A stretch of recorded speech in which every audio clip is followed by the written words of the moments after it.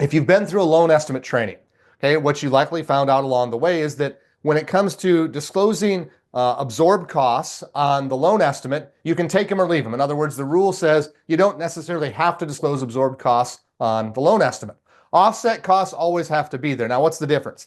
The absorbed cost is one where we say, you know what, we order a credit report, we're just not going to charge for it. We order a flood determination, we're not going to pass along those fees to the customer.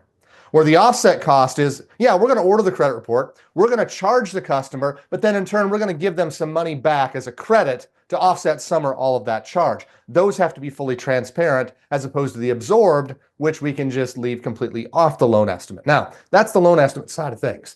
The reason I have to bring that up is because when I take you to number 2, the bottom of page 2, 2A, this is where we have a difference on the closing disclosure.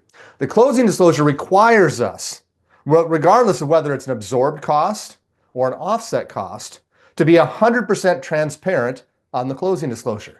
So that credit report or that flood determination fee that we didn't disclose on the loan estimate because we don't pass it on to the customer must be disclosed on the closing disclosure.